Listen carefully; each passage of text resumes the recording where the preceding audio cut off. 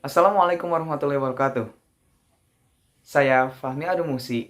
Dalam video kali ini, saya akan menjelaskan tentang salah satu buku yang sempat viral pada tahun 2019, yaitu buku Filosofi Teras. Filosofi Teras menjelaskan tentang filsafat Yunani Romawi kuno yang bisa membantu Anda mengatasi emosi negatif dan menghasilkan mental yang tangguh dalam menghadapi masalah hidup. Di dalam video ini, Anda akan mempelajari definisi filosofi teras dan penerapannya dalam kehidupan sehari-hari. Siapakah penulis buku ini? Penulis adalah seorang praktisi periklanan dengan kekhususan strategi merek dan komunikasi.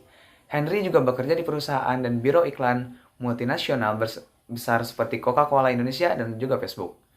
Henry Manampiring meraih gelar sarjana ekonomi akuntansi di Universitas Pajajaran dan melanjutkan program Master of Business Administration di Universitas of Melbourne, Australia.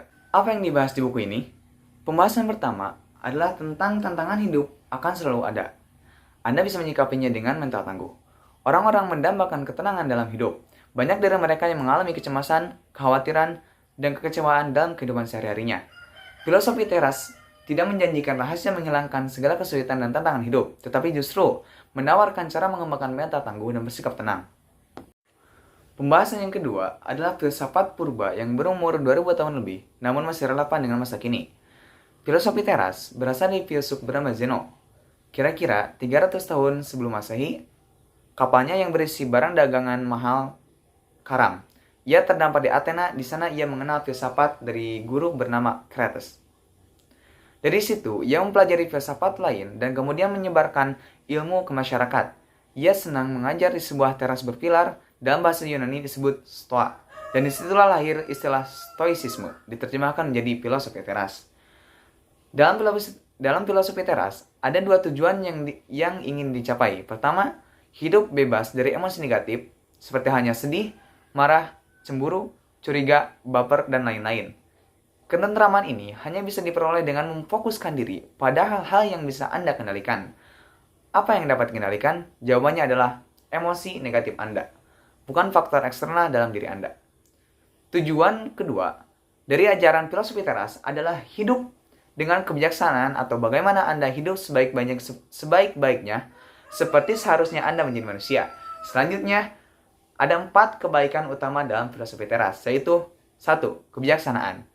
Kebijaksanaan yang dimaksud dalam filosofi teras adalah kemampuan mengambil keputusan terbaik dalam keadaan apapun. Yang kedua adalah keadilan, yaitu memperlakukan orang lain dengan adil dan jujur. Selanjutnya, keberanian. Berani berpegang pada prinsip yang benar. Dan yang selanjutnya adalah menahan diri, disiplin, kesederhanaan, kepantasan, dan kontrol diri. Stoicisme ditulis untuk menghadapi masalah sulit. Filsafat ini lahir di era penuh peperangan dan krisis di Yunani. Filsafat ini tidak menjanjikan materi atau damai di akhirat, tetapi damai dan tentram yang kokoh di kehidupan sekarang. Ketentraman ini kokoh karena berakar dalam diri Anda. Sekarang, era di mana hoax beredar dan menyebabkan perpecahan di masyarakat. Rasanya stoicisme sama relevannya untuk Indonesia saat ini. Filosofi teras adalah filsafat kepemimpinan. Dalam hal ini, kepemimpinan tidak sesempit memimpin tim, organisasi, atau perusahaan, tetapi dimulai dari memimpin diri sendiri. Filosofi ini mengajarkan untuk memprioritaskan, mengendalikan diri sebelum mengendalikan kehidupan orang lain. Stoicisme membekali para pemimpin untuk tegar di dalam kegagalan dan rendah hati di saat sukses.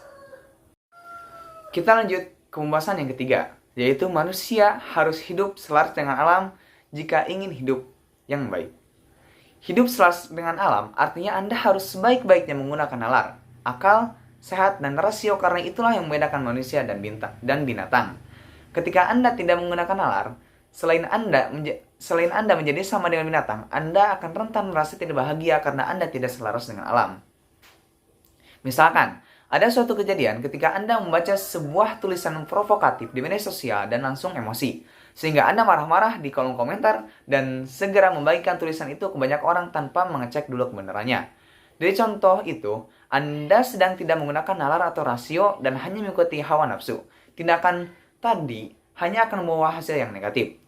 Stoicisme percaya bahwa sifat alami manusia yang hidup sebagai bagian dari kelompok yang lebih besar, Seorang praktisi Stoa seharusnya hidup secara sosial, yaitu tidak mengisolasi diri dari manusia lainnya dan juga berhubungan dengan orang lain secara rasional. Jangan mudah dikuasai emosi negatif seperti marah, iri, dan dengki ketika bersosialisasi. Filosofi teras melihat segala sesuatu di dalam semesta ini sebagai keterkaitan, bagaikan jaring-jaring raksasa, termasuk semua peristiwa dalam kehidupan sehari-hari. Dengan kata lain, kejadian-kejadian yang ada di dalam hidup Anda adalah hasil rantai peristiwa yang panjang, dari peristiwa besar sampai peristiwa yang terkesan remeh sekalipun. Tidak ada peristiwa yang betul-betul kebetulan. Sesuatu yang terjadi di masa lalu dan yang sedang terjadi pada detik ini adalah hal tak terhindarkan karena merupakan mata rantai dari peristiwa-peristiwa sebelumnya.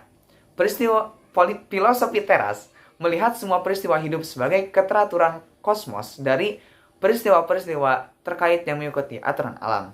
Karena keterkaitan adalah bagian dari alam, maka melawan atau mengingkari peristiwa yang terjadi dalam hidup Anda dianggap sama dengan melawan aturan Sang Pencipta alam.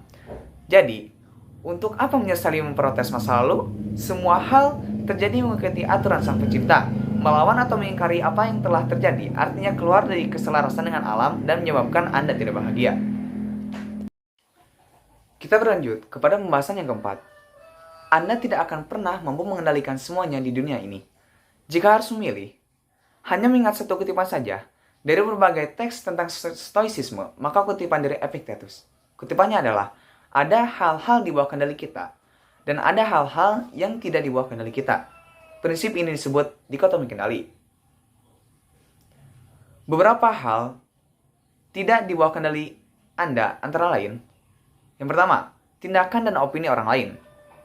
Yang kedua, popularitas Anda. Dan yang ketiga, kesehatan Anda dan kekayaan Anda. Selanjutnya, kondisi saat Anda lahir. Dan yang terakhir, peristiwa alam seperti cuaca, hujan, ataupun gempa bumi. Sedangkan, beberapa hal di bawah kendali Anda, yaitu yang pertama, pertimbangan, opini atau persepsi Anda. Yang kedua, keinginan Anda. Yang ketiga, tujuan Anda. Dan yang terakhir, segala sesuatu yang merupakan pikiran dan tindakan Anda sendiri. Stoicisme mengajarkan Anda bahwa kebahagiaan sejati hanya bisa datang dari hal-hal yang bisa Anda kendalikan. Dan Anda tidak dapat menggantungkan kebahagiaan sejati pada hal-hal yang tidak bisa Anda kendalikan. Bagi para filsuf Stoa, menggantungkan kebahagiaan pada hal-hal yang tidak bisa dikendalikan adalah tidak rasional. Fokus kepada hal-hal yang bisa Anda kendalikan bisa membantu Anda melalui masa hidup tersulit sekalipun, karena sikap dan persepsi Anda ada sepenuhnya di bawah kendali Anda. Dalam filosofi teras, ada yang lebih nikmat daripada keinginan yang terpenuhi, yaitu tiadanya keinginan itu sendiri. Ini lebih hebat dari sekedar ikhlas menerima bahwa Anda memiliki, tapi dalam hati masih mengingini. Anda tidak akan pernah merasa miskin ketika Anda bisa mengenal kata cukup untuk diri Anda, bukan untuk pendapat orang lain. Kita berlanjut kepada pembahasan yang kelima. Setiap kejadian itu netral. Yang buat buruk adalah persepsi Anda. Dalam filosofi teras, ada pemisahan antara apa yang bisa ditangkap oleh indera kita dan interpretasi atas apa yang Anda lihat dan dengar tersebut. Sebenarnya, segala keresahan dan kekhawatiran akan suatu hal bersumber dari pikiran Anda. Suatu kejadian dipandang buruk ketika persepsi Anda menyebutnya seperti itu. Misalnya saja, Anda menganggap peristiwa dipecat itu sial. Dalam hal ini, dipecat adalah impression, fakta yang bisa ditangkap indera, tetapi sial adalah representation, sudah ada penilaian subjektif. Pembahasan yang keenam, ada banyak masalah kecil dalam hidup ini yang sebenarnya tidak perlu dibesar-besarkan. Dalam perkuat mental menghadapi kesulitan hidup, filosofi teras memiliki sebuah tips yang terkesan aneh. Ini dinamakan premeditatio malorum, yaitu memikirkan hal-hal negatif yang mungkin terjadi. Lalu, apa perbedaannya dengan negative thinking? Dalam premeditatio malorum, Anda bisa mengalami peristiwa di luar kendali dan memilih bersikap rasional. Praktik ini mirip dengan cara kerja imunisasi. Dalam imunisasi, Anda memasukkan kuman yang sudah dilemahkan sehingga sistem kekebalan Anda bisa mempersiapkan diri melawan kuman yang sesungguhnya jika datang. Dengan membayangkan kemungkinan buruk yang mungkin terjadi, Anda sedang mempersiapkan kekebalan mental menghadapinya jika memang terjadi. Dari pembahasan-pembahasan yang telah dibahas, di sini saya akan mengambil beberapa kesimpulan dalam buku Filosofi Teras ini, yaitu sebagai berikut.